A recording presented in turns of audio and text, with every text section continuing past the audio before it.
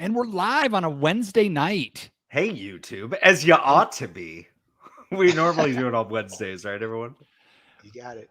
Been back and forth. It's Wednesdays in Japan when we do it. This is There true. you go. This is true. Yes. My dad's in Italy right now. It's Wednesday there right now. Your I dad think. ends up We're in in But Italy he's, a but he's lot. asleep. He's traveling all over the place. I believe they're in Siena right now. Oh, that's a beautiful place, man. Oh yeah. Yeah. Okay. So he of my got favorite. married. He got married in Siena a couple of years ago. Wow. That was the fucking coolest trip ever. Oh, I bet. Yeah. And I remember my pizza with French fries on it.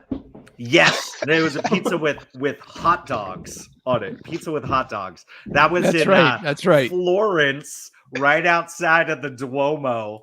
One of the pizzas I saw on the list. It was called El Lupo, and it was a fucking pizza with hot dogs. Maybe it did have French fries on there too. Like that was I think it did. Oh my God. That's incredible. yeah. And I swear it was like, I'm sure there's probably going to be some Americans coming through. Let's give them something they want. Right. And I just ordered it because it was so ridiculous. Just like one of my favorite things that I ate in Japan were the tacos. Because their take on Mexican food is it's otherworldly bad. It's Oh my God. such a car crash. And some of the best food I've ever had in my life was in Japan, but that was the most memorable because it was so horrendous. It was like, and my buddies that live there, they're like, you gotta go here. You'll know why. Chicken wings in Japan are fucking amazing. Oh yeah. But the Mexican food is to be had only so you know. Let me tell you a Mexican So food bad. story. Let me just say hey to Cody and hey Laura. We see you guys. Hi, Cody. We'll, Hi, we'll Laura. start Hi, the we'll Jeff start the McKinney. show any second now. Let's cook Mexican food story. So the guy who runs our kitchen at Lizard Tail. So Martin, if you didn't know, we expanded and we've got I a place did know now with a that. full kitchen, Yep. right? So his name's Augie, short for Augustin, and he's an amazing cook. And he does all kinds of Mexican stuff. And so my wife and I, we're trying to eat kind of healthy, so we pulled up this stuffed pepper recipe. And she's like, and I go, stuffed peppers, and I keep going. And I go, oh, stuffed poblano peppers. Why don't we make that? So we made these stuffed poblano peppers with rice and pinto beans, spiced pinto beans, and covered with cheese and salsa. And we make it, and I kind of take a picture, but it's late at night. We ate kind of late that night, and I didn't send it to him, but I showed it to him the next day at work. I said, "Hey, Augie, look, we made these stuffed poblano peppers." And they show him the picture, and he looks at it, and he goes, "What's that?" I said, "Well, it's poblano stuffed with rice and topped with pinto beans and salsa and cheese." He goes, "Oh, Cuban style," and he turned and walked away. Oh my God. Yeah. Thanks, You offended Augie. the Mexican food gods. Didn't get the pat on the back for that one. Yeah. All right. We all set to go. Yeah. Oh, I wanted to say something for everybody watching live, as they ought to do every Wednesday night around 7:30. For the next couple of weeks, yeah. We'll probably be back to Tuesday next week. Who knows? I wanted to say I got double vaccinated today. I got COVID booster here. I got flu shot right here. We have this week off in our school district. This is fall break. So I've also been day drinking. I'm sure nothing's going to go wrong. Double vaccinated and day drinking. All of a God. sudden, we see antibodies shooting out of his eyeballs. That's the his thing. superpower. Now I have like Superman heat vision, like pinpoint heat vision. So Right. it'd be wonderful. Nice. Which vaccine? Pfizer. Pfizer. Oh, you got Yeah, You got the Rolls Royce of. I really feel like I'm worth it, everybody. Yeah, clearly. I was slumming. I got the Johnson and Johnson, so I got the one and done. the one and done, the Pinto of vaccine. So is that the new work? Exactly. You got it. Man, I'm glad I could represent Fremont here. This is a Bay Area joke for those of you who don't know. Yeah. That's that is a Newark as opposed to a Fremont. Is there a covered bridge there somewhere? You could take the Dumbarton over to Newark, East Palo Alto. That's true. EPA. Really nice IKEA there. Yeah, that's true. Oh, I picked up a beer and there's still a little bit in it. I've already finished one, folks. Here we go. So, viewers, this is basically what the show is going to be. It's going to be four friends. We're just jamming with Martin. Four friends hanging out. Just sharing personal information. It would be like those Facebook posts that like your grandma always comments on. It'll be like one of those. Hey, so what street did you grow up on? We're going to spend the entire time talking about 8 divided by 2 parenthesis 2 plus 2 parenthesis and what the number really is. Oh, I can't Lord even. have mercy. I'm gonna take a hard pass on that one.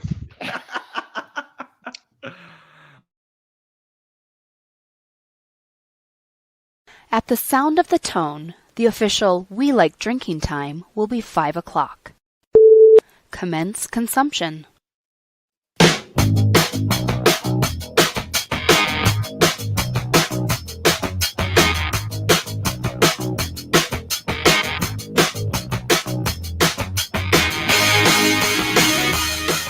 This week on episode 348 of the We Like Drinking podcast, we'll be discussing golf drinks, zero carb beer, and we welcome back one of our best blogger buddies, Martin Redmond. So crack open that beer, uncork that wine, and let's get drinking!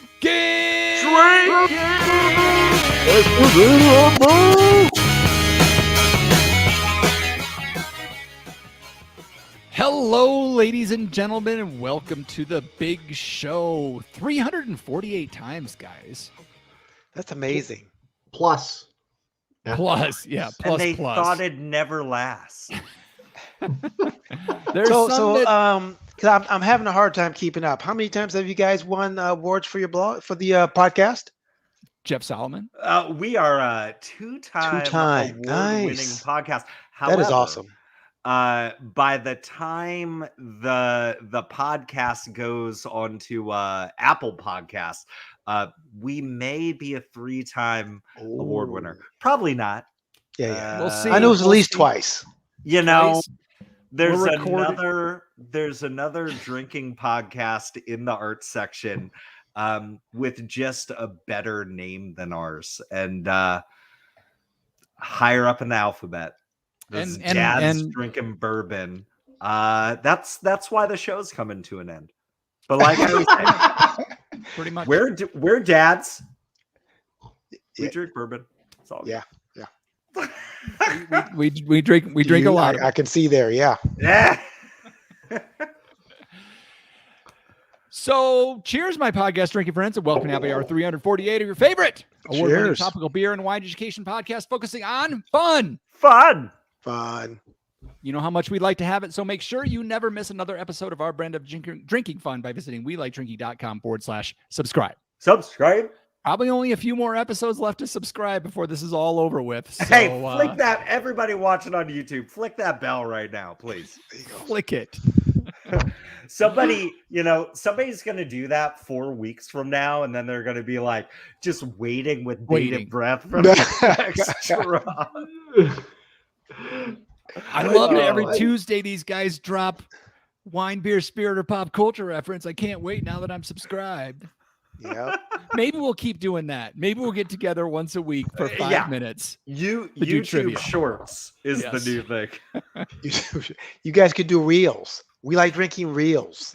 15 seconds. 15-second tastings. 15 We're second gonna be tastings. really hip on the TikTok. This is really good. Thank you. All right, Is so Vine still around? I think we could do a sick Vine. I think Oh my Vine's God. gone. Yeah. Damn it. And I think All my 2 Periscope's posts are gone. just gone forever. Sorry, Vine.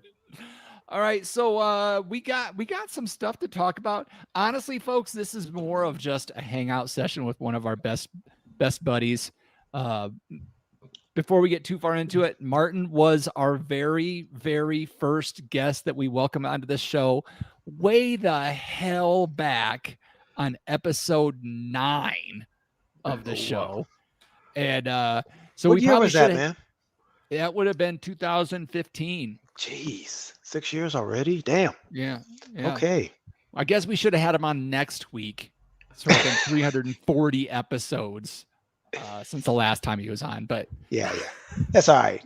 we don't math so good. So Eccles very into the numerology these days. yeah. You know, He only No, buys NFTs. No, that's phrenology. That's phrenology. Yeah, he only buys like the NFTs where the serial number matches the player jersey. no, That's it ends in 3. That's the key. okay. That's the key thing. part. Yeah. All right. Yeah. So let's get into this and find out what we're drinking, and then we're just gonna see where the show takes Where the us. winds take us. Yeah. Let's start. Let's go with Ruyak first. Hey, man, I want official introductions. I want to say shalom to everybody. Oh, I want okay. Martin to have a last name. Okay. Here I am, Oh. double vaccinated, tired as hell, a little achy. I've been Okay. day drinking, and I'm the showrunner making sure that there's continuity. All right. Well, you've heard all of us talking. Let's find out who they are and what they're drinking. We're joined by our usual panel members. We have our California Sustainable Wine Growing Ambassador and recovering wine blogger, Jeff Solomon. Hey, shalom, everybody. Our commercial brewer and snake wrangler, John Ruyak. I'm here. And I am your host and certified specialist of wine, Jeff Eccles. Now, our guest this week is making his 4th and final appearance on the big show. He is a wine blogger who has been named a top 20 wine influencer, one of the top 100 wine bloggers, and overall, he's just an awesome dude. Please help us welcome back the founder of Enophile's wine blog, Martin Redmond. Welcome to the show, Martin. Thank you. Yeah. You All right. So, Thank you for the Pop- warm introduction. Popping speakers everywhere. So now I think we'd like to find out what everybody's drinking. Let's go with John Ruyak first. Oh, really? Oh, Yeah, wow. yeah. Look at that. Well, I'm on number 2. They're all going to be the same tonight. I'm drinking Lizard Tail Horned Honey Pale. Okay. Nice. Clocks in at 7.1% and 35 IBUs. Brought home a 4-pack and had one the other day for dinner, and we'll finish off the rest of them tonight, I think. That sounds great, John, but the people gotta know. Hazy!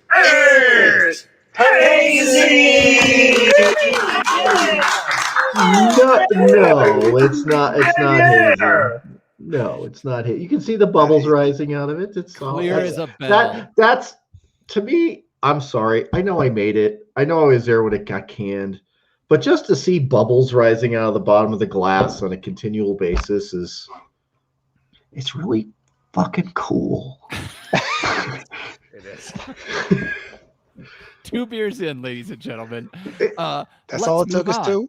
Yeah. Well, no, I'm only 1 beer in. I've got like 1 3/4 to go. You know. I felt that way when I made my first Merlot and I saw those bubbles like coming up. What This about is the really easy. Merlot, though. What about the This is- Zinfandel you made in a petri dish or in a Coke bottle This top is that was very just zesty.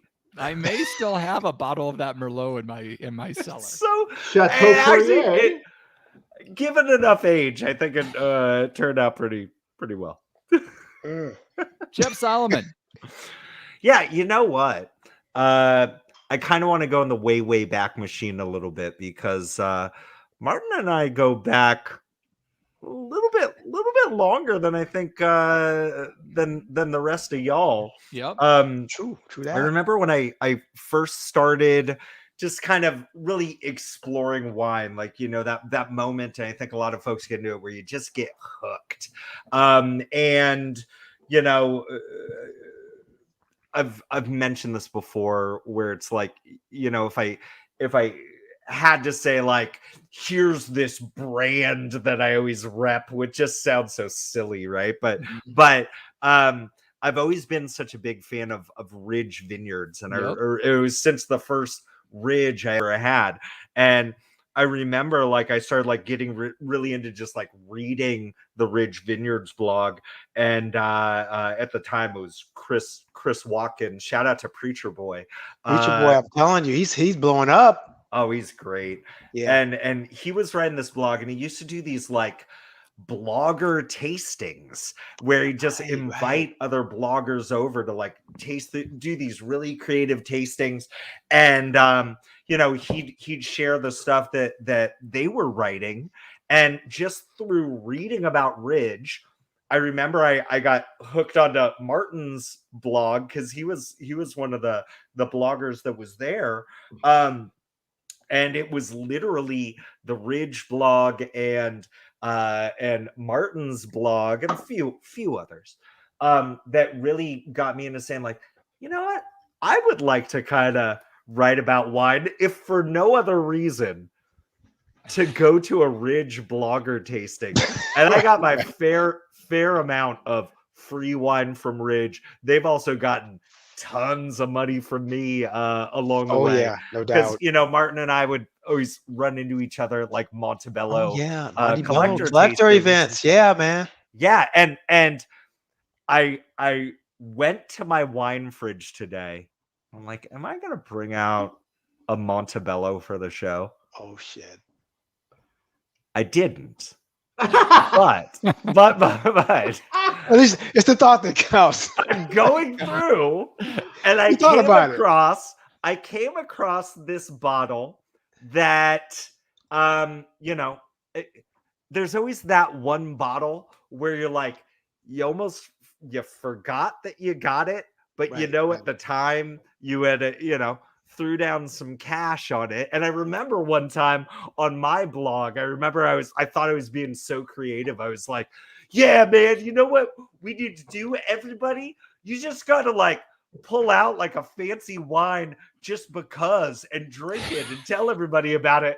And I remember Martin jumping in the comments. He goes, yeah, that already exists. It's called it's called Open That Bottle Open Night. That Bottle Night. Yeah. Oh, okay. Oh, yeah. So, in honor of Martin Redmond, long story short, I'm opening this bottle that's been in my wine fridge for almost a decade now. I mean, damn. The wine's been in this bottle for a decade. And I gotta tell you, the first time I ever went to this place, I was super stoked on it. This delicious Napa cab for like around $50. And then the next time I went to Alpha Omega. Oh yeah. They were all like fucking hoity-toity, and they treated me like shit. And I was like, you know, I remember really liking your proprietary red the last time I was here. I bought a couple of them actually. And they're like, oh, well, here it is now. And it was $50. And then 2 years later, it was $90. But I'm like, I may as well buy it because you're charging me, my wife and I, each $45 to taste. You guys. Was that about 7 years ago? Yeah. Last time I was there, it was free. And but here I am breaking this out. I looked it up on Wine Searcher. And well, if you go to Alpha Omega now, these bottles brand new, it's 108. I looked on Wine Searcher for this one in particular. I think there's some dude trying to sell one of his bottles for 250, but I don't give a shit. These guys treated me like such a jerk. I'm going to tell you right now. This is a delicious wine. It's made with it's predominantly a cab-based Bordeaux blend, and a lot of fruit from Beckstoffer, Tocalone, like just good nice quality pedigree juice. I'll tell you what, though,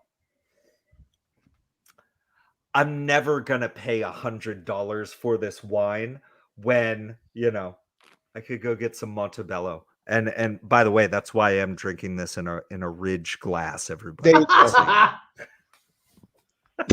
go. Long story short, it's delicious. Brambly fruit. There's some nice what vintage is that? currants.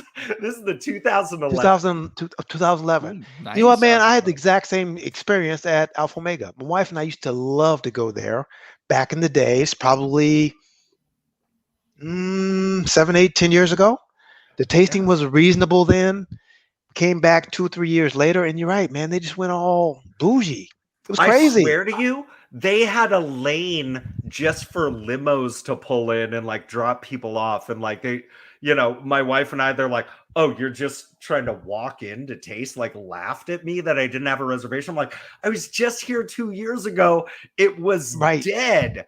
We had a great time. Like it was so weird. I had a similar situation like that at Willamette Valley Vineyards in Oregon. And the turnaround was like 8 months, and we weren't dressed any differently. We were in t-shirts and blue jeans. And when we went in the first time, it was busy, and they treated us very nicely. And the second time we went in, it was very slow. It was kind of drizzly day, and they treated us like crap. So, why, It sounds like Anyway, a we- restaurant, we- man. we Sometimes you went go to to a the one- restaurant and when it's slow is when you get the worst service. Yeah, Explain that to me. yeah. Because they're not in their mode. They're out of their groove. They're not making their bank like they expect. Yeah. Yeah. Mm. But as a place that's starting out, you make your biggest impressions when it's slow, Absolutely. and you make your biggest impressions on days where it's generally not as busy as others, because the difference in those days is what actually makes you profit. So, business 101, busy days are busy days, and people understand busy days. But if you get taken care of well when the place isn't humming, that's a sign of good service, and that's where you make friends. Mm-hmm. Not to mention when you have complaints, that's when you make friends too. Difficult tables are a profit opportunity. You can turn difficult tables into lifetime customers. That's right. So there you go. There you go.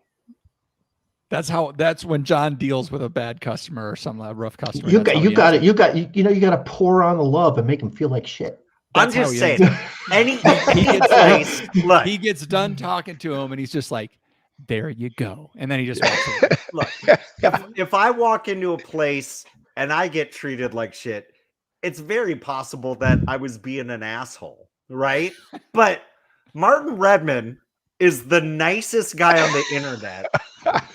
And it's a goddamn shame. That's all I'm saying. Too. Yeah. Anyways, and then there's that other part where misery loves company, and I'm glad it wasn't just me. It would definitely not Yeah. Martin no Redmond. doubt. No. Martin Redmond. Nicest guy on the internet, best looking guy on the show. Oh, geez. What did you bring? That's why we're not bringing tonight? You back, Martin. That's Yeah, true. exactly. Yeah. That's why we're ending the show. Solomon's got me by a year, but I'm drinking 2012 Bedrock. I was thinking before the show, I'm like, is Martin going to show up with some Bedrock? I bet he's going to show up with some Bedrock. Yeah, this is the Evangelo Vineyards in Contra Costa, which nobody knows for wine. It's a vineyard planted, I think 1890, something like that. And it's located between a PG&E plant, a gas station, and a hotel that rents rooms by the hour. Yeah. Sounds like a job I did in North Carolina about 30 years ago. So I don't know how it survived, but it did, and I'm glad it did. It's a really beautiful field blend. Got some Mourvèdre in it, Carignan, Zinfandel, Palomino, Mission. So yeah, just a beautiful, beautiful wine. And it's a good place. 2012, 9 years on, and it's drinking beautifully. That sounds wonderful. And that's kind of like Bedrock's kind of thing is like those field blends. You got it. That's so cool. I love that. Mission grapes are the original Vitis vinifera that came from like Spain. Yeah, back man. in back in the 1600s. When Junipero Serra was like marching up the coast of California, killing people, he was Killing also people and spreading disease. Yeah, he was also planting grapes, and that's Yeah. why there's a big statue of him by. But there used to be a place statue. where you go There's to- probably not a statue anymore. Oh well, you build Yeah. a tent around it. Yeah. Don't stop at that rest stop anymore. All right. I'm really bummed and kind of excited. So I am not going to share the bottle I opened tonight. Oh, come on. Dude. What? happened? Come on. No, because it came from one of my honestly one of my favorite winemakers we've ever had on the show. It came from one of their wines, and I opened it up, and the cork's in decent shape. But as soon as I opened it, there's just this aroma that hit me that was like, uh-oh, wet cardboard is coming out. No. Yeah, I saw the look on your face, man. Yeah, I've been spinning it for a while trying to get it, and it kind of goes away, but when I let it sit for a while and I go back in, there's not a lot of fruit to it. Oh, bummer. The first aroma is just this. It's really faint too. It's this really faint kind of wet cardboard. Oh kind of thing. no. And then on the palate, He's just ruined his palate for the next 4 days. Yeah. yeah. On the palate, there's some fruit there, but really it's just kind of this flat, dull meh. Time for a beer or that bourbon on the back of your shelf. Yeah, man. That'll cleanse the palate. That'll kills the bad for sure. So unfortunately, this one is a bit TCA locked. That one it's a bit of a corked wine. It happens. It happens to the best Yeah, of no us. doubt. I'm not gonna raise any complaints because I got the bottle for free, and the guy made me laugh a crap ton on the show, and things just happen. Excuse me. The free bottle you gave me was corked. Can I have another free bottle?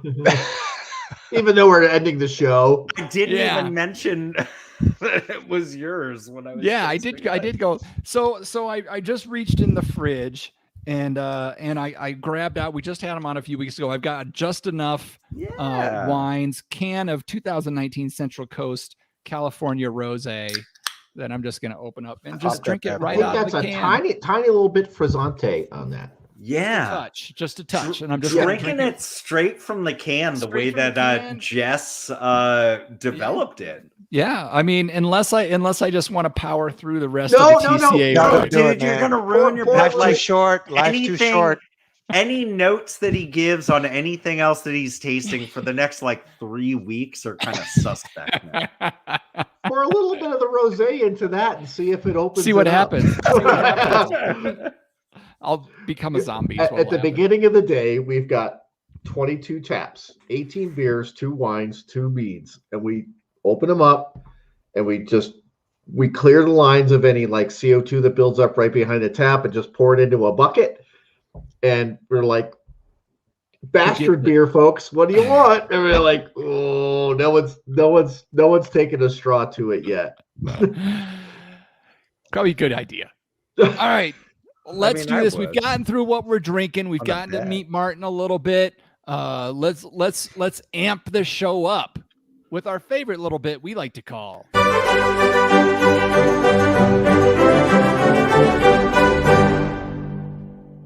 wine, beer, spirit, or pop culture reference. This is where I'm going to give these guys a term, and they're going to try to tell me if it's a wine term, a beer term, a spirit term, or some kind of pop culture reference.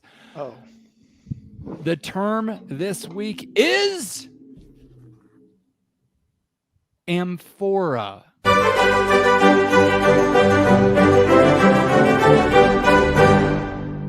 So is Amphora a wine term, a beer term, or a pop culture reference? Just going to go the same route we did earlier. See if this is a super easy one or not. John Ruyak. Amphora, pretty sure this is a wine term. They either bury these things or whatnot, but it's wine that's fermented in big clay thingamabobs. All right. Martin All Redmond. technical. Oh, yeah. Wine for sure.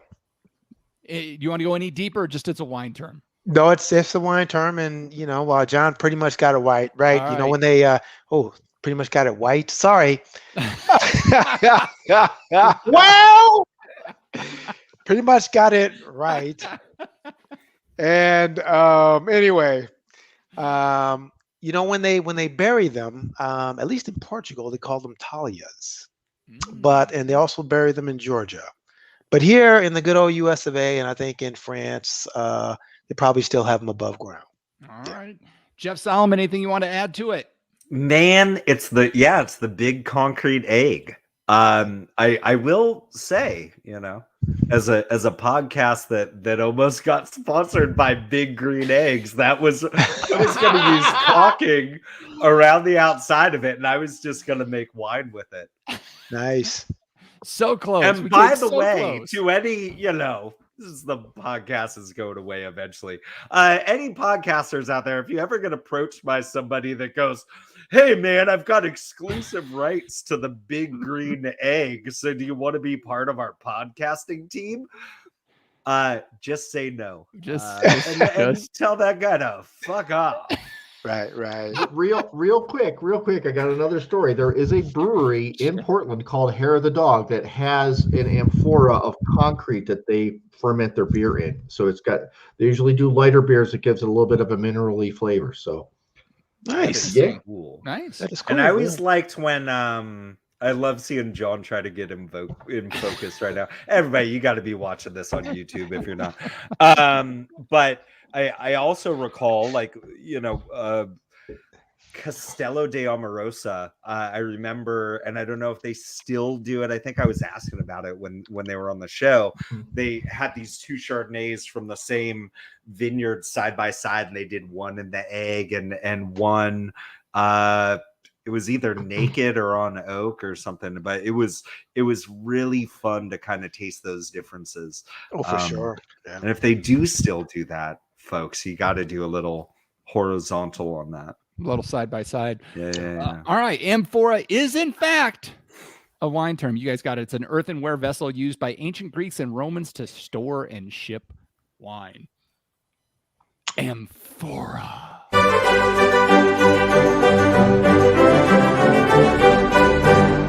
Nicely done, everybody. Is that the first ever 100%? Like everybody got it right. Oh wow, that was so clutch. You know what? We need one last product promo, and that's that tiny little ice globe that they put in that you have in that wine glass in the video that we can pour the wine over it and chill it immediately. Yeah. Don't tell them that we're stopping the podcast. We just each want one of those things. Yeah, we're still accepting samples. Well, yeah, we will forever. We will never stop taking samples. Yeah, I'll tell you what I think. In an email. We'll jump on it. It's very TikTok niche video marketing where you're going to be the only one who hears my opinion on your stuff. Oh, I'm going to take it out in the mountains and drink it next to a rattlesnake and then send you my... John, that could actually be a good TikTok thing. Yeah. Drinking next to poisonous This wine is very scary. Martin Redmond, Enophiles Wine Blog. We've talked about it several times in the show. Big fans of it. You haven't been back since episode 96, since our ramp up to episode 100. Wow. So what's been going on the last 4 years? Wow. Just living life, man. We did big news. My wife and I have been looking for kind of a place to retire to. Ultimately, not quite there, but we have been looking in wine country. And after going to the bloggers conference in Lodi in 2016, loved it out there, and we ended up buying a house in Lodi. So we live in the Bay Area. And we also have a house in Lodi, so we kind of split time between the two. And in that meantime, since then, also wrote for the Lodi Visitors Bureau for about 4 years. Yep. So that was a lot of fun. Yeah, getting to know the wines and the places and the people and the stories. It was all good. try to do a little traveling from time to time, and loving life, man. So now that you're part-time in Lodi, you've had a lot more time to spend in the area. Can you give our listeners, are there some hidden gems in the Lodi area, either beer or wine that you'd say if you make it into the area, be sure to sneak into this place and tell them Martin Redmond sent you? So let me start off with the beer. Actually, Lodi is a great beer town. Yes, They've it got is. a nice place there called Idle Beer Works, one of our favorites. Lodi Beer Company's there. But we like Idle quite a bit. And they've got quite a few beers on tap. Usually have a bit of kombucha there. My favorite there is a beer called the Smutty Fräulein. Ah, I Very like nice pale ale. On the wine front, you've heard this before, man. It's like saying who's your favorite kid, right? But Right. just there are some places there that I like. Bokish is really nice. Horny Lane. The one that flies a little bit under the radar, though, I think is Fields Family Wines. Very nice. Go there for a laid back experience, but some really great wines. But there are a lot of good places to go. It's very laid back. You were talking about this situation with Alpha Omega. That's the anti-Lodi, right? You go to these places and the winemaker's pouring for you, the owner's pouring for you. It's just a completely different experience, laid back vibe. Tastings are $10, $15, and it's just a different experience. So that's what I love about the place. Very very kind of just kind of a laid back vibe, which is really nice. Now that's the good news. The bad news is, it's not. I had an experience there. So since you guys like stories, so I was out there tasting with some friends, and we were tasting at this particular place, and the winemakers there. It was my wife and two other couples, and when this guy comes out and he starts talking to us, blah blah blah, and sometimes when you know a little bit about wine, you try to kind of give the signal, like, okay, you don't have to do the whole spiel. Right. I know a little something here, so why don't we just kind of cut through all that stuff and let's talk about what you like or the weather or whatever.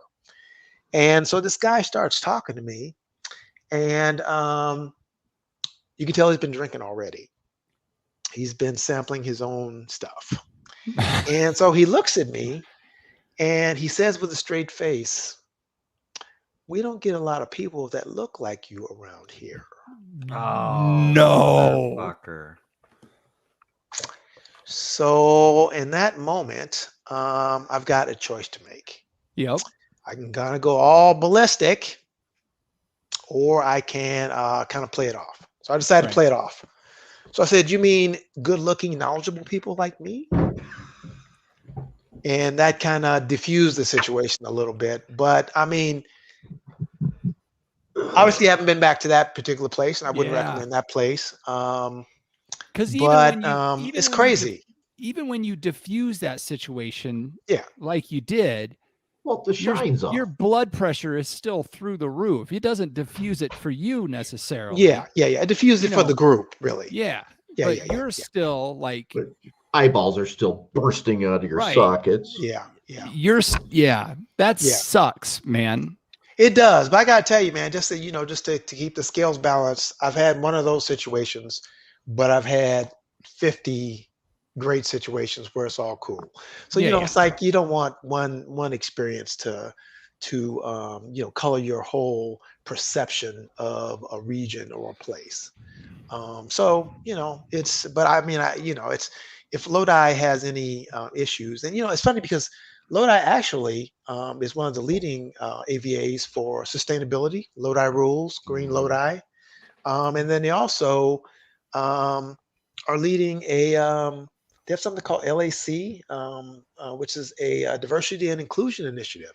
So they've been hosting, minority students and stuff like that. So, they're on the cutting edge in a lot of ways, and so you don't necessarily expect that from a place like Lodi, but there's some progressive people there, but there's some people that grew up there in the 40s and 50s, and they are what they are.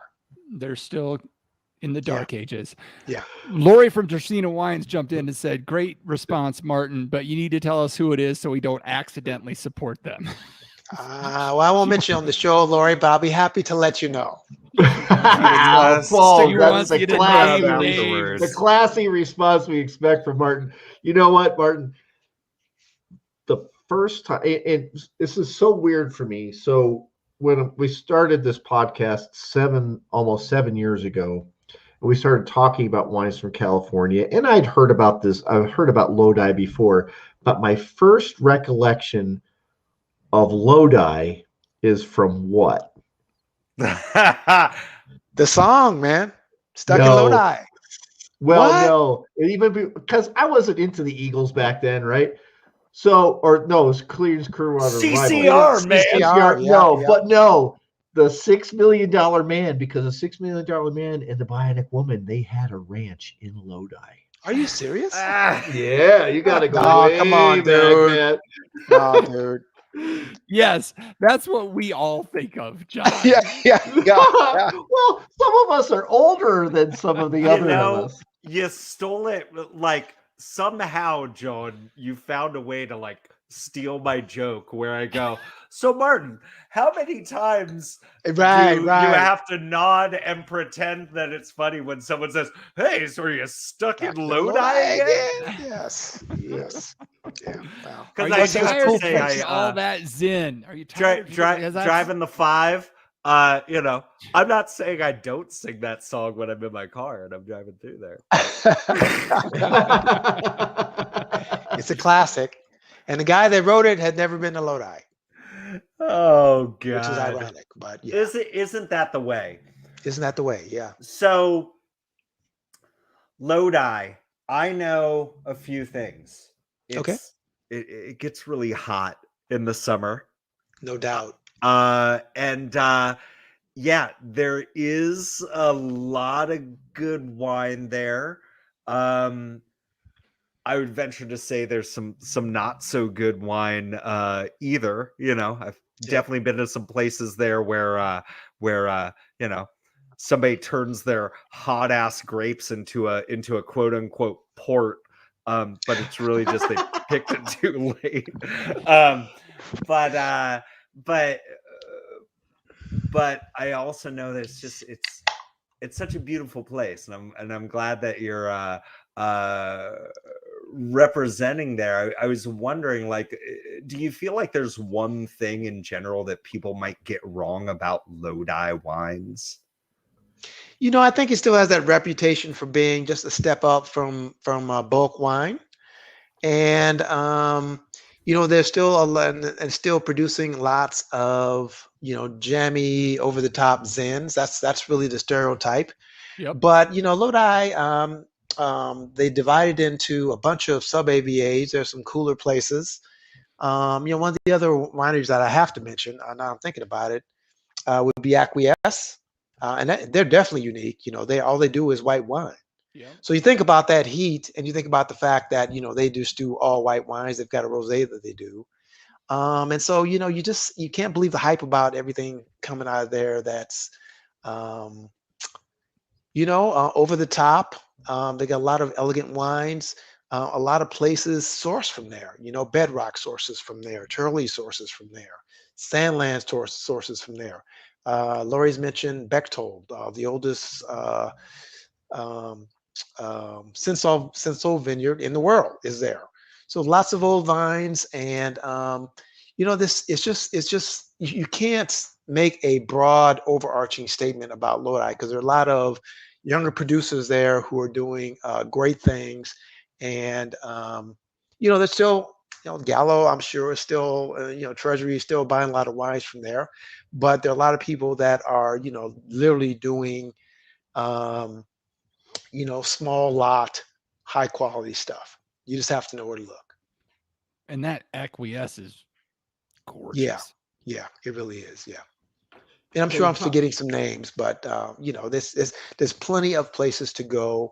And John, are you familiar with Highwater Brewing? A little bit, yeah. Okay, so they're out of Stockton, but they've got a place in Lodi, and Cool. really nice beers there, nice porters and stouts. And they've got this cucumber Kolsch that I just love. Oh, damn. Cucumber mint Kolsch. So Oh, refreshing when it's hot. yes, That phenomenal. sounds good. Yes, that's I've toyed with the idea of cucumber in Kolsch here in Albuquerque, but the addition of mint, I'm gonna have to talk to my beer collaborator Yeah. about that. Can we talk about the blog for a second? And thank you for that suggestion or for mentioning that. I noticed on the blog that you've been doing like these virtual tours in Yeah, lieu of traveling. And yeah. my wife and I did a tour of big Italian wines through the University of New Mexico right before we got COVID about a year ago. Okay. And it was interesting. But I mean, for the money we paid for it, it seemed like we got a very, I mean, the wine list was $275 for five. You guys remember it was 5 bottles, I think, right? And then, but we seemed like we got a very wine 101 presentation of it. How was your experience with this? I think Spain you did most recently, northern Spain you did something with that. Yeah, you know what? I belong to because really my focus on the blog these days is more so kind of food and wine. I've always kind of done a little bit of food stuff, but I've really just been focusing more on wine pairings. And so these virtual groups, we will pick a spot, right? So we'll pick, for example, this month I'm hosting later this month. October.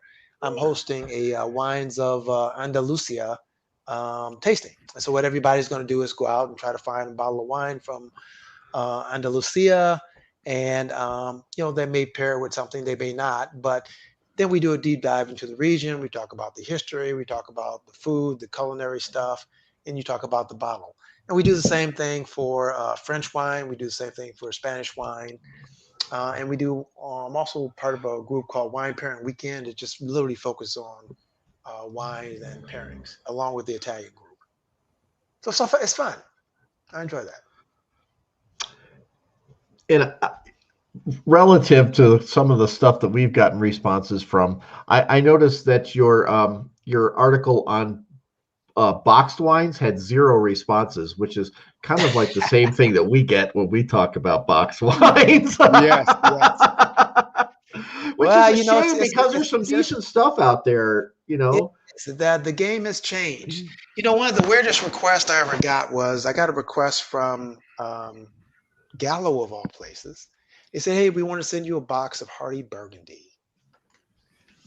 I had to take me a couple of days to answer that email, but ultimately I tried it. The thing that I think that sometimes the blogging community forgets about is that Joe Average and Jane Average is probably 95% of the market. Yep. So they're the ones who are drinking the Hardy Burgundies of the world and boxed wines, the Franzias, and they love it. They don't want to think about the wine. It doesn't have to be sophisticated or, all that stuff. They're not talking about structure or sustainability. They just want a fucking glass of wine and enjoy it without thinking about it. Yep. They just wanted to do its job. Exactly. Do it. Exactly. Do what it's supposed to do. Make me feel better right now. So anyway, I tried that Hardy Burgundy and it was pretty good. I mean, it was great. It wasn't a great wine, but it certainly wasn't bad. And that article that you're referring to with the box wines, I mean, those kind of actually, that was a bit of a revelation. I'd had box wines before and they were pretty terrible. Yeah. But these 3 particular boxes were not. The Natural Selections one I've actually seen here in Albuquerque. So was that right? Give it a try, man. That's really good. And I see us all organic fruit, and they do a good job. And it makes sense, right? I've had some fantastic rosés out of France in a box, right. and it's a great, like, if you can if you put good juice in there, it's a great thing because you just have that glass every now and then for like up to 6 weeks. So it's great if you just want to have a glass with dinner every now and then. Right. It's just you got to get past that stigma of it's all garbage. I wonder how much does that stigma play into the perception, and it's disappointing. And and even when people do blind tastings, right? And then all of a sudden it's revealed their opinions automatically reduced to the lowest thing they can find about it. And it's really, instead of elevating the experience, they're always, I find that people always somehow seem to zero in on the negatives on something like that, as opposed to understanding the value, the benefits, the quality.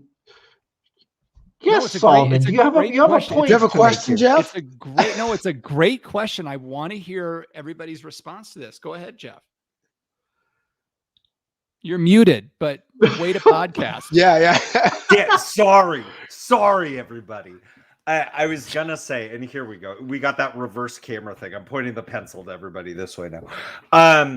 A couple things here, right? Is that I think we, as a wine community, right? And this is the thing that, Martin's talking about. The majority of wine drinkers are not like us. They're not like the folks that maybe even define a little bit of themselves by the wines that they drink, right? And I think on some level, we need to bring the temperature down because we do such, look, there's good wine and there's not so good wine, right? But if we're going into a box wine, like thinking it's going to be some sort of like revelation that we should try to match it up with, the Bedrocks of the world or the Ridge Vineyards of the world, like, well, we're kind of setting ourselves up for disappointment, right? And to John's point, why is it at the end of these blind tastings, like, when it turns out like, oh, I got screwed over, this wine that I really liked is actually not good. Well, it's like, no, I mean, you enjoyed the wine, right? But I see it in a science classroom.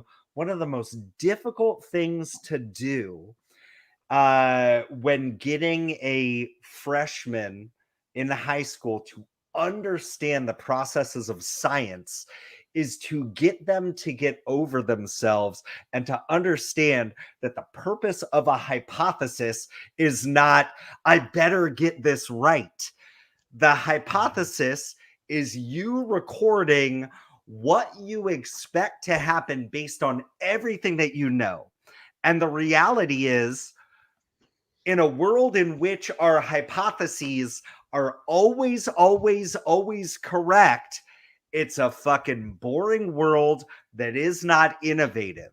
Nobody ever won a Nobel Prize starting with a hypothesis that was right. It was the things that surprised them that made them go, oh shit, there's something over here we need to be figuring out, right? And I think we as wine tasters need to be in that same vein where it's like, my God, that's not what I was expecting. I wonder why.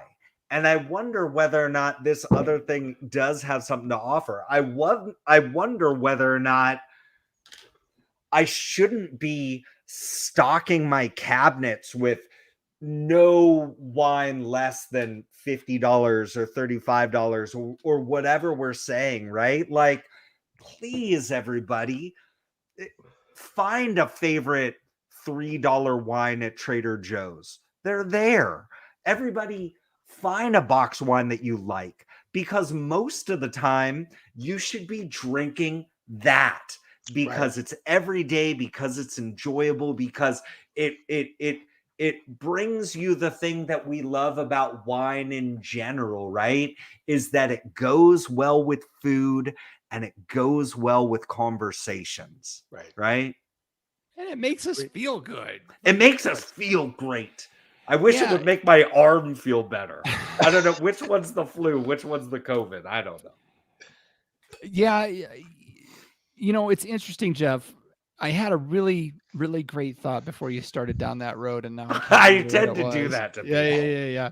The old thought train got derailed there. Yeah, it sure did. But I had a pencil in my hand. You did had have to a pencil. acknowledge. You were shaking at me the whole time. But a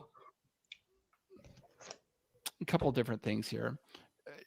Martin, as a wine blogger, as a very active wine blogger in the blogging community, do you find that for the most part, wine bloggers, and Jeff and I have been part of that wine blogger community, are really just talking in circles to ourselves for the most part?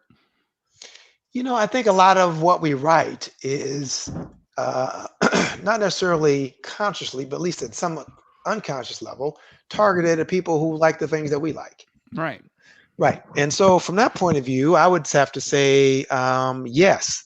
But at the same time, it's almost like you have to realize what your audience is. Is the person who wants to drink Franzia going to read a wine blog?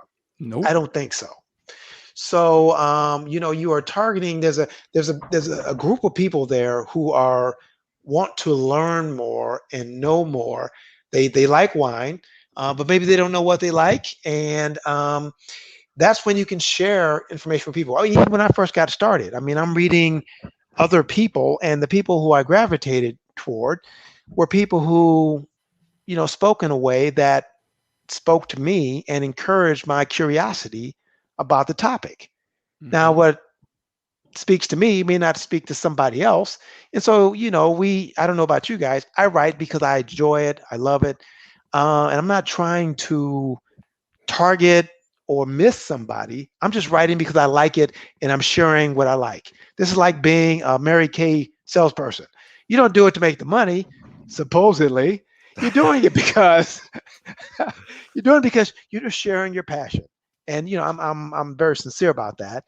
There's no money in blogging, at least not for me. You're writing for yourself more It's than a you're hobby. writing for. Yeah. Yes, Exactly. Yeah. It's a hobby. I'm still trying to win It's that cool to pink drive Cadillac. a pink Cadillac. Yeah. This guy, you're trying to take Let my me know when you jokes, get that man. one. Yeah. Let me know when you get it. So But yeah, it's- let yeah, me know. yeah. Martin, we don't live that far away. I'd love to give you a facial and tell you Oh, about some yeah. of my favorite products. Yeah.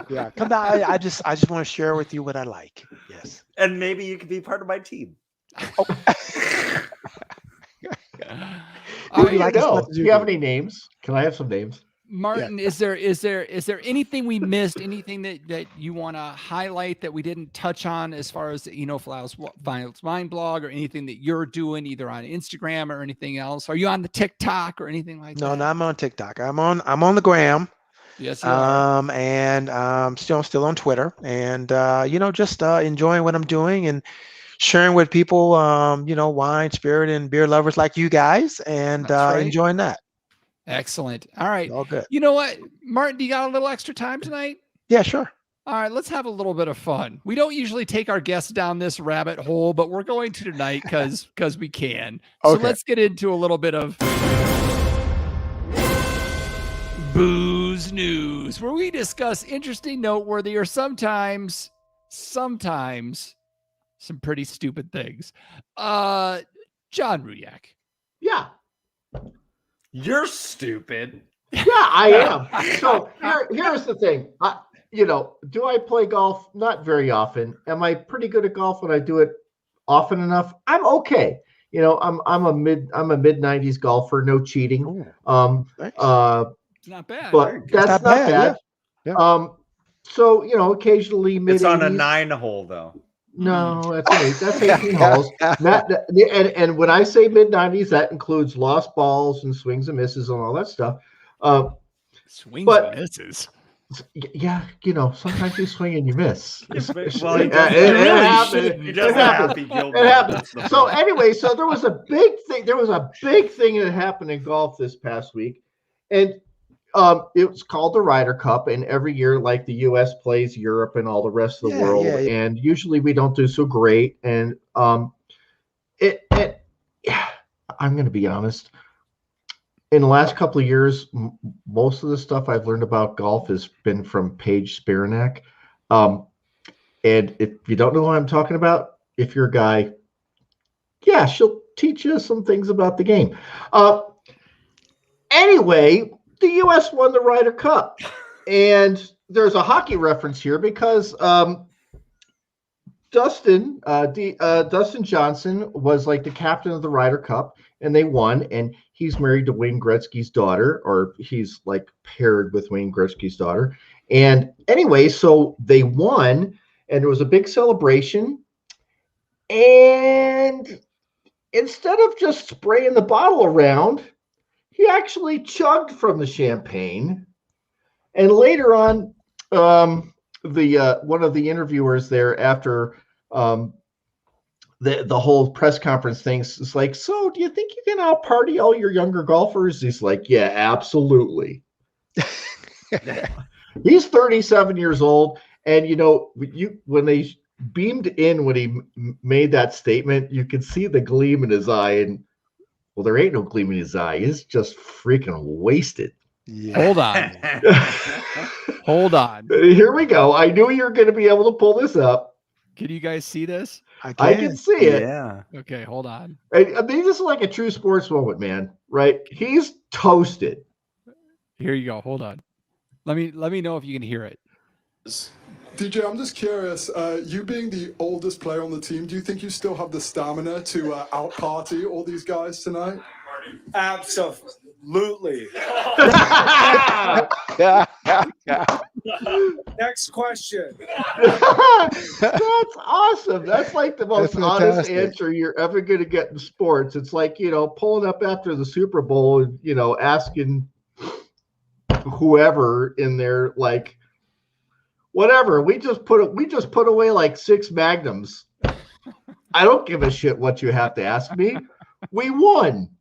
That is so cool. I have to ask, what champagne do they give them at the end of the Ryder Cup? Oh, it's probably Mums. I have no clue. You can get a lot of mums. Well, Yeah. hey, I mean that's the way look. It should be. The spraying of champagne, I think, is just kind of silly, right?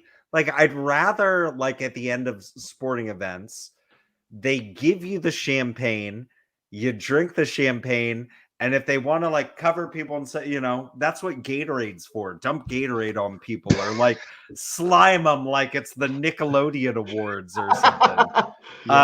Yes. Kudos for actually drinking the champagne. And hey, props to somebody having an honest moment while imbibing. Oh my god, it's a Magnum. Is that a Magnum, or is that a Neb? That's a Neb, isn't it? Yeah. That's more than a mag. That is That's bigger a watch than the his picture right there. torso. If you're listening, I'm showing the picture now, and there's like 6 dudes that are shaking up and spraying their bottles of champagne everywhere. Dustin Johnson's off in the corner. There's this dude over on this side hitting off the Nebuchadnezzar, pulling hard from this bottle. Like, Nice. That is so wonderful. I love that. That's what winning's about. I mean, I'm sure they had limo drivers afterwards, which was even better. But come on, you won something that was important to your profession. So that's celebration. Love it. There's something so wonderful about, just there's something about just like some sort of competition and like having that victory and that moment of just like pure elation, like pure joy that is truly unrivaled, right? And certainly there's a little bit too much of it, right? When you talk about like, and that's the thing that I always kind of think about too, is the aftermath of the professional athlete, where it's like, this is a career built on dopamine, and dopamine, everybody, it's not about the reward, it's about the anticipation of the reward, right? And like when people talk about like the victories are never as sweet compared to as difficult as the letdowns are, but there's just something magical about that moment of like, yes, I've got a story. When you win a podcast award, there are moments like that, and it's just there's something that I just love about just seeing those moments. I've got a story. All right. John has a story. I have a story. So this is a couple sessions before Jeff started playing with us. And we were playing as, I don't even remember what the name of the team was when we were playing it. Was that Dragons? No, we weren't even at Dragons yet. We were some sort of weird name at World Arena in Colorado Springs, and we hadn't won in 2 sessions. And finally, we're up on a team. It's like 7-4 in the third period, and it was like 2 minutes left, and we knew we were going to win. And there's a trash can behind the bench. So instead of skating the Stanley Cup, after we won that game for the first time in 2 sessions, we dumped the trash out behind the boards and we skated the trash can around the room. Oh, yeah. We asked the other team if it was cool, and they were okay with it. They weren't really happy, but it was just like, hey guys, I went over and I talked to him and said, look, we haven't won in like 2 years. Is it okay if we skate the trash can? And the guy's like, yeah, okay, whatever. And we just it's all old snot rags and band-aids and all this shit. We just dumped it out behind the boards, and we skated the trash can around the ice. Nice. The anticipation, it's the little sweet moments like that that make life worth living. It makes life worth living. You got it. Obviously, if we're talking about dumping used Band-Aids out and carrying around trash cans, it's last call. Last call. Team, time to clean house and lock the doors. I accidentally just picked up the cork of the wine that I opened tonight. Big old stanky nostril full of wet cardboard. So you know what we do here, folks. We're looking for help from you. Modified a little bit for the new normal. John Ruyak. If the folks want to follow us on the thing, whatever, you know what? You want to make this live in perpetuity. Perpetuity. It's because I said anticipation. Anticipation. Everybody, we're gonna take this off fast, man. Sorry, Martin. Apparently, these two won the Ryder Cup. We're riding off into the sunset with cowboy hats with Martin at our side. 4 horses riding down the Central Valley of California through Lodi and down to San Bernardino and all that shit. We're on a tavern in Facebook. Did you just say San Bernardino? He did say San Bernardino. Okay, that's what I thought I heard. I mean, John, honestly, John, you got the rest of the show, man. Just San ride us Bernardino out. was the last American to win the Ryder Cup. There you go. We're all on horses wearing hats, and we're drinking wine and beer, riding down the Central Valley, dodging sidewinders and Mojave rattlesnakes. And we're just going to show up in the tavern, WeLikeDrinking.com/tavern, and we're going to share what we're drinking and what we're eating, and we're going to have fun there. Sounds good. Jeff Solomon, if the folks have some thoughts on the show, should they even go to Apple Podcasts anymore? Yeah. If you have thoughts about the show, and I'm only talking about those of you that really you feel like, here's this one thing that just could send this podcast that you're so passionate about into the outer limits of the stratosphere, nay, the mesosphere. I'm not sure which one's higher. I'm just impressed that you got stratosphere. Ask Elon Musk. Yes, write it down on a piece of paper, wad it up, and then unwrinkle it. Go to Apple Podcasts, give us 1 star, and tell us your thoughts. Oh my God. Martin. All of a sudden, the comments are filling up. I'm shocked. Martin, if the folks want to follow your adventures on any of the social media platforms, where can they go to follow you? So I am Martin D. Redmond. That's REDMOND on Instagram, as well as Twitter. The name of my blog is Enophiles, ENOFYLZ, wineblog.com. And hey, you guys, seriously, I was on the show many years ago. Had a good time. And I got to tell you, it's been really gratifying to see your success, and just proud of you guys. So cheers. And I'm sorry the show is ending, but all good things must come to an end. And you guys are most certainly a good thing. And again, congratulations on success. So thank you. Happy a small part of the show.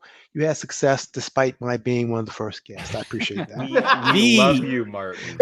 First, when we were talking about it, we were like, we've got to bookend this show, Martin, on both sides. It was like there was no question. There was no question. I think was it John that brought it up? I don't know. I was just like, there's no question.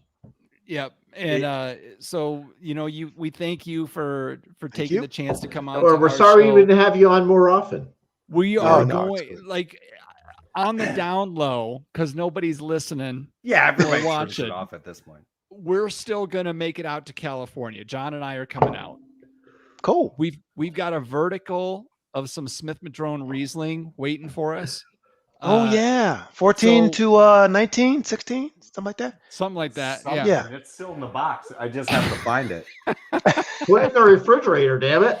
So when we get into that, we're gonna invite a handful of people to come join us, and so hopefully you can since you're semi-retired and all. Yeah, sabbatical. Yeah. I got time. Hopefully you can make that trip and come join us. Yeah, man, just let me know. I love Smith & Joe. You can also find the show notes for this episode with all links to the stories are mentioned. We had at welikedrinking.com/episodes for as long as it stays active. It's not going to be much longer. But folks, we've reached the time of the show where we get to say, okay, panel, let's take one last trip around this table and get some final thoughts before we shut off the lights. John, 2 beers, Ruyak. 2.5, working on 3. All right, folks. I have not done this before, but I'm going to push the business. Saturday starts Albuquerque Balloon Fest. We're only about 3 or 4 blocks, 2 miles from Balloon Fiesta Park. If you show up at our Columbia Street, our industrial location, and you say you listen to We Like Drinking podcast, you're going to get $5 off your order. We got killer burgers, we got killer wings, killer Philly cheesesteaks, all that shit. Not to mention the beers that I make, which are pretty killer. I'm still got room still have room for improvement, but I'm proud of what we make. We'd love to see you.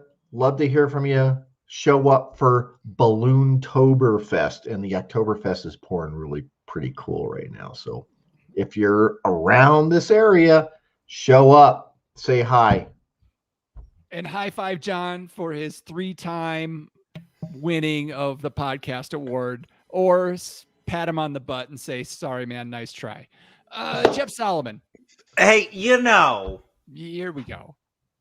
This was a can't miss podcast for me. Tonight in particular, we love you, Martin. I love you, Martin. I love you so much that I bailed on a dress-up karaoke party in a friend's backyard. Oh my God. And I feel it's only fitting if I say to Are you going to be the Eccles, masked singer if I say to Eccles, cut the music. Where it began, I can't begin to knowing, but then I know it's growing strong. Was in the spring, and spring became the summer. Who'd have believed you'd come along? Hands touching hands, reaching out, touching you, touching me. Sweet Martin Redmond. Good times never felt so good. So good. So good. So good. Who's throwing the panties on the stage? Bum, bum, bum. To believe they never would, but now what if I just kept going, everybody? Bring the music back. You're the best, Jeff. Martin Redmond. Of course, you want me to follow that, right? Yeah, you get to follow those two things. Yeah, I got nothing, man. I got nothing. Balloon Man. Fest and $5 off. Yes, Sweet Caroline. Caroline. Yeah, Martin Redmond. I'll leave with this one thought, and Pimpin' you know what it is. Easy. Pimping ain't easy. Pimping ain't easy. Hashtag. All right, y'all. Thanks for having me on the show. Love y'all. Martin, thank you so much for being part of every episode that you've been on. Thank you for hanging out with us. The Wine Bloggers Conference went to. Just thank you for being you. Folks, if you don't follow a lot of wine blogs, Martin's is the one to follow. Follow him on Instagram. He's just the dude in the world that you need in your life. Shrimp and chorizo, people. Shrimp and chorizo. Shrimp and chorizo. Oh, that was a good one. And with that, I'll say thanks again for joining us at the We Like Drinking podcast, where you'll never drink alone.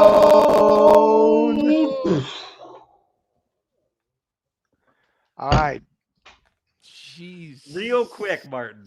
Yeah. I have to say this, and before Jeff gets off of the thing. So, Hey, Jeff McKinney.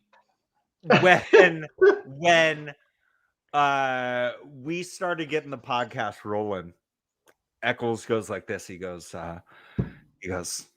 yeah, man, I really feel like we're gonna get to this point. We're gonna be so huge. And he's like, we need to start getting guests on the show. He goes, Yep.